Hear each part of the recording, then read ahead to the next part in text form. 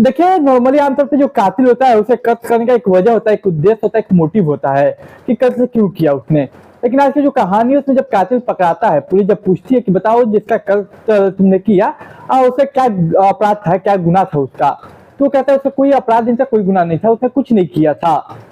तो जब पुलिस पूछे कत्ल तुमने क्यों किया, तो वो वजह जान के आप भी हैरान हो जाइए, क्योंकि वो कहता है कि बस मुझे मतलब कत्ल करने के लिए निकला था और मैंने कत्ल कर दिया, किसी ना किसी का कत्ल मुझे करना था। अब आप सोच रहे होंगे कि ये कैसी कहानी है, ये कैसी बात है, बेतुकी बात है, लेकिन कहानी जरा अंत तक सुनिएगा। तो नमस्कार, मेरा नाम है विवेक सिंह और एक नई सच्ची घटना लेके मैं वापस आ चुका हूँ। तो चलिए कहानी को शुरू करता हूँ, तब आप चैनल को सब्सक्राइब कर लीजिए। तो देखिए, आज की हमारी जो कहानी है वो कहानी है एमपी की रीवा की। रीवा में एक जगह है बैतूल, बैतूल में एक गांव है दवनिया गांव। इस गांव में एक रहने वाला परिवार की कहानी है। जिस परिवार की कहानी है उस घर के जो मेन मुखिया कह सकते थे, उनका नाम है मुन्ना लाल, और जो कि अपनी 60 साल की उम्र में अब वो रिटायर थे रेलवे से, रेलवे में कर्मचारी थे, उससे रिटायर हो चुके थे। उनकी अभी की उम्र है 75 साल, जबकि ये कहानी है 75 साल के थे। देखिए, इनका अपना घर खेत में एक घर बनाए हुए थे और रिटायरमेंट के बाद एक बहुत ही अच्छा खासा अमाउंट मिला, तो अपने परिवार के साथ हो रहे थे। और जो पैसे वगैरह मिले थे, जो भी तमाम प्रॉपर्टी थी, वो अपने बेटे को दे दिए थे ताकि जीवन अच्छे से कटे। और लगभग रिटायरमेंट के बाद यानी 60 साल के बाद वो लगभग 15 साल से अपने बहू के साथ, अपने बेटों के साथ रह रहे थे, अच्छे से जीवन गुजार रहे थे। इनका व्यवहार की बात हो तो व्यवहार काफी अच्छा था और सभी से हंसमुख तरीके से मिलते थे, हंस के बात करते थे, सबसे अच्छा व्यवहार बना के रखते थे, सभी लोग इनकी इज्जत किया करते थे। तो इनके जीवन में सब कुछ अच्छा चला था पूरा। अभी कुछ दिन पहले, सितंबर में कुछ दिन पहले की बात है। दरअसल होता क्या है कि इनका जो डेली का रूटीन है वो कुछ ऐसा है कि सुबह ये उठते हैं, मतलब अब कोई गांव में रहता है तो जानते हैं कि मॉर्निंग में सुबह उठ जाते हैं। तो सुबह उठते अपनी बहू को आवाज देता है ताकि बहू उन्हें चाय पिलाए। तो नॉर्मली ये इनका रूटीन था। तो अभी कुछ दिन पहले की बात है, सितंबर महीने की ही। होता क्या कि वो हमेशा की तरह बहू जो थी इंतजार करती है बाबूजी उठेंगे, चाय वगैरह मांगेंगे। लेकिन होता क्या है कि बाबूजी उस दिन चाय नहीं मांगते, आवाज नहीं देते। कुछ देर रुकती है बहू, कुछ इंतजार करते कि हो सकता है बाबूजी सो रहे होंगे। लेकिन जब कुछ देर तक बाबूजी नहीं आते हैं, यानी उसके ससुर नहीं आते हैं, तो बहू को लगता है भाई क्या हो गया। तो जो बेटा था मुन्ना लाल का, वो कहता है कि एक बार रूम में जाके देख लो। तो रूम में जाती चाय लेकर जाती, तो जैसे ही वो दृश्य देखती रूम का, वो देखकर चाय का कप गिर जाता और पैरों तले जमीन घसक जाती। वो देखती और फौरन बाहर निकल के चिल्लाते हुए आती। अब घर के जो तमाम लोग थे वो लोग बोलते क्या हुआ क्या हुआ। वो इशारा करती बाबूजी की रूम की ओर, और यानी कि मुन्ना लाल की रूम की ओर। जब वो मुन्ना लाल के रूम में जाते तो वो लोग भी देख के चीखे निकल जाते। दरअसल वो देखते कि मुन्ना लाल जमीन पे पड़ा है और उसकी पूरी बॉडी खून से लथपथ है। अब कुछ लोगों को लगता है कि कुछ चोटे वोटे लगे होंगे, तो चलो देख लेते हैं। तो कुछ लोग जाते हैं, उसकी बॉडी को छूते, तो देखते तो समझ में आ जाता कि मुन्ना लाल अब नहीं रहे, क्योंकि बॉडी ठंडी हो चुकी थी और चारों तरफ ब्लड फैली हुई थी और बॉडी खून से लथपथ थी। इसी बीच कोई पुलिस को कॉल करता। पुलिस मौका पर तैयार थी और फोरेंसिक टीम को लाती। बॉडी को फोरेंसिक के लिए भेजा जाता है, यानी कि पोस्टमार्टम वगैरह के लिए। इसके बाद पुलिस आई की कार्रवाई शुरू करती। अब कार्रवाई में सबसे पहले ये पूछती पुलिस की, बताइए कि आपके मतलब जो बाबूजी यानी कि मुन्ना लाल, उनकी किससे क्या दुश्मनी है, उनका व्यवहार क्या है, वो क्या करते हैं क्या नहीं करते। तो वो लोग कहते हैं कि देखिए 60 साल में रिटायरमेंट हुआ, उसके बाद बाबूजी यहीं पे रहने लगे हम लोग के साथ, उनका किसी से लड़ाई झगड़ा नहीं है। तो पुलिस बोलती कोई तो लड़ाई झगड़ा हुआ होगा हाल फिलहाल में, पहले किसी दुश्मनी किसी बात को लेकर। तो ये बोलते नहीं। फिर पुलिस बोलती कि आपकी फैमिली में किसी से लड़ाई, किसी प्रॉपर्टी वगैरह को लेकर, तमाम चीजें। ये बोलती नहीं, बाबूजी तो सब प्रॉपर्टी अपने इनको दे दिया है, तो लड़ाई क्यों ही होगी प्रॉपर्टी के लिए। अब बोलते पुलिस ऐसा कैसे होता है, कोई तो एक मोटिव होना चाहिए। खैर पुलिस अपने तरीके से इन्वेस्टिगेट करती। कुछ दिन गुजरते, पोस्टमार्टम रिपोर्ट आती।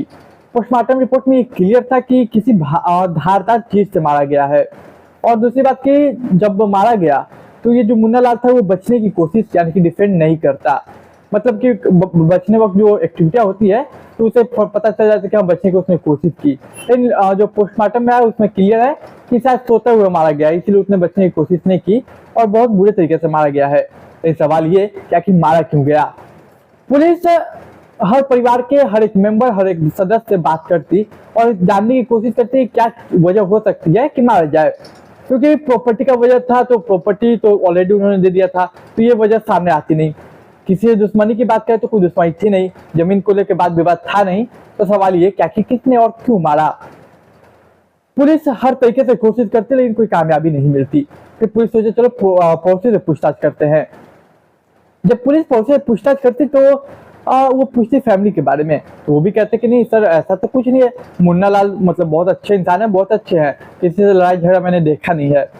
लेकिन इसी बीच एक चीज पुलिस को पता चलती कि उसी मोहल्ले में रहने वाला एक शख्स है वो गायब है। अब पुलिस इन्वेस्टिगेट करती और पता करती तो एक बात पता चलती, उसके कानों में एक शख्स आकर एक चीज बोलता।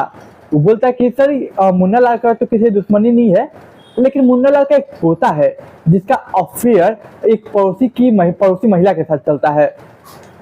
जब पता किया जाता है कि आखिर मुन्ना लाल का पोता है कहाँ, तो पता चलता है वो फरार है, गायब है। पुलिस अब उसको बोलती है कि बुलाइए उसको, फैमिली वाला कांटेक्ट करने की कोशिश करते हैं, कांटेक्ट नहीं होता। पुलिस को कुछ डाउट होता है, फिर पुलिस अपने तरीके से उसका पता करती, लेकिन इतना आसानी से पता नहीं चलता। फिर पुलिस अपने मुखबिरों को एक्टिव करती, कुछ मुखबिर छोड़ देती। अब देखिए इधर तो इधर हो गया, और एक ने कहा था कि एक पड़ोसी में एक गायब है एक पड़ोसी, तो उसके बारे में पता क्या रहता है। तो पता ये भी चलता है कि वो जो पड़ोसी गायब है वो है जो मतलब मुन्ना लाल का पोता का अफेयर जिससे चलता है, उसी का पति गायब है। अब पुलिस दोनों की तलाश में लग जाती है। सबसे पहले जो हाथ आता है वो आता है वही मुन्ना लाल के पोते की प्रेमिका कहिए या जिसके साथ अफेयर चलता था, उसका पति हाथ आता है। जब हाथ आता तो पुलिस सख्ती से पूछती है, पहले तो मना करता, लेकिन पुलिस जब अपने पुलिस अंदाज में पूछती तब जाके वो एक ऐसी कहानी सुनाता जो सुन के आप भी हैरान हो जाइएगा और शायद चौंक जाइएगा। तो चलिए कहानी क्या है मैं आपको बताऊं, तब तक चैनल को सब्सक्राइब कर लिए, मैं हर रोज एक नई सच्ची घटना लेके आता हूँ। तो दरअसल इस कहानी की असली शुरुआत 1 साल पहले होती है। होता क्या है कि मुन्ना लाल की बात करूं तो मुन्ना लाल तो 60 साल के बाद मतलब रिटायर हुआ तो अपने परिवार के साथ रहने लगा। इसी बीच 1 साल पहले की बात है, मुन्ना लाल का जो पोता है वो भी घर में रहता, वो भी दिन भर मतलब जो पैसे मिले थे वो पैसे उड़ाता, यासी करता, खर्च करता। इसी बीच 1 साल पहले होता है कि मुन्ना लाल का पोता यूं ही उसी के पड़ोस में रहने वाली एक महिला के कांटेक्ट में आता है। जब कांटेक्ट में आता है उसकी बातें शुरू होती। अब वो जो महिला थी उसका पति वो दरअसल अपना घर चला सके, अपनी बीवी का हर इच्छा पूरा कर सके, इसलिए वो कहीं बाहर में काम करता था। वो यहाँ पे नहीं रहता था, कहीं और बाहर काम करता था अपनी बीवी की हर ख्वाहिश को पूरा करने के लिए। लेकिन इधर उसकी बीवी मुन्ना लाल के पोते के साथ अफेयर चला रही थी। अब जब ये दोनों रिलेशनशिप में आते हैं तो कुछ दिन तक सही रहता है, किसी को पता नहीं चलता, लेकिन कहते हैं कि छुपते नहीं छुपता प्यार हो गया यार, कोई छुपता नहीं। तो यूं ही एक बार ये बात कहीं लीक हो गई, और ये बात लीक होते होते उस महिला के पति के कानों में चल गई तो उसकी बीवी मुन्ना लाल के पोते के साथ अफेयर में है। अब वो वापस आता, अपनी बीवी को समझाता पहले प्यार से, लेकिन नहीं मानती तो उसे मतलब डांटता भी। इधर मुन्ना लाल के पोते को भी बताता कि भाई देखो ये सब छोड़ दो, सही नहीं है, मेरा भी परिवार बर्बाद होगा, तुम्हारा भी घर बर्बाद होगा, दोनों का घर बर्बाद होगा। लेकिन अफसोस कि उसकी पत्नी जो थी वो मानती नहीं इस बात को। अक्सर वो उसकी पत्नी मुन्ना लाल के पोते से बातें किया करती, अक्सर उसकी पत्नी मुन्ना लाल के पोते से मिला करती, और इससे जो मुन्ना लाल का पोता था वो भी नहीं सुधरता, वो भी उसके बीवी के साथ अफेयर में था। अब ये जो इसका पति था महिला का, वो डिसाइड करता कि ये ऐसे खत्म नहीं होगा, इसका खत्म मुझे ही करना होगा, इसको खत्म। इसका वो प्लान करता मर्डर करने का। वो उस रोज मतलब कुछ दिन पहले सितंबर में वो निकल पड़ता मारने के लिए, एक कुल्हाड़ी लेकर वो मारने के लिए निकलता है मुन्ना लाल के पोते को। लेकिन जब उस जगह पे पहुंचता तो देखता है कि मुन्ना लाल का पोता तो कहीं है ही नहीं। अब सामने था सोया हुआ मुन्ना लाल, बोलता कि अब मैं इसे ही मार देता हूँ। फिर वो मुन्ना लाल को बहुत बुरे तरीके से मारता कुल्हाड़ी से, तब तक मारता जब तक वो मर नहीं जाता। अब जब ये कहानी बाहर आती है तो पुलिस भी सुन के ये हैरान होते कि मारना था मुन्ना लाल के पोते को, उसको मार दिया। लेकिन खैर इस चीज को कंफर्म करने के लिए कि क्या बात सच्चाई है, क्या उसकी बीवी और उसमें मतलब मुन्ना लाल के पोते में कोई अफेयर था, तो इस बात को कंफर्म करने के लिए पुलिस मुन्ना लाल के पोते को पकड़ती है। वो भी मिल जाता है, मुखबिर मतलब बता देता है एड्रेस, तो मिल जाता है। फिर वो बात कंफर्म होती है कि बात सही में सही थी, मुन्ना लाल के पोते का उसकी बीवी के साथ अफेयर था। लेकिन देखिए कितनी अजीब बात है ना कि मुन्ना लाल की जो मृत्यु हुई उसका कोई रीजन ही नहीं था, कोई सेंस ही नहीं था। मुन्ना लाल किस्मत का मारा था, शायद बेवजह मर गया। और शायद ये अफसोस मुन्ना लाल के पोते को जीवन भर रहेगा कि उसकी वजह से उसके दादाजी मर गए। और इसके बाद अब देखिए उसको तो पकड़ लिया गया है, उसके पति को जैसे मुन्ना लाल को मारा था वो जेल। अब उसकी बीवी भी खुले हवा में सांस ले रही है और वो मुन्ना लाल का पोता भी, क्योंकि उन लोगों ने कोई गलती नहीं किया था, कोई क्राइम नहीं किया था जिसपे पुलिस उन्हें मतलब पकड़े या फिर अरेस्ट करे। अब दोनों खुले हवा में, मुन्ना लाल बेवजह मारा गया और उसका पति जल गया, वो भी इसलिए कि मुन्ना लाल नहीं मिला, सॉरी उसका पोता नहीं मिला तो मुन्ना लाल को मार दिया, जबकि मुन्ना लाल की कोई गलती थी ही नहीं।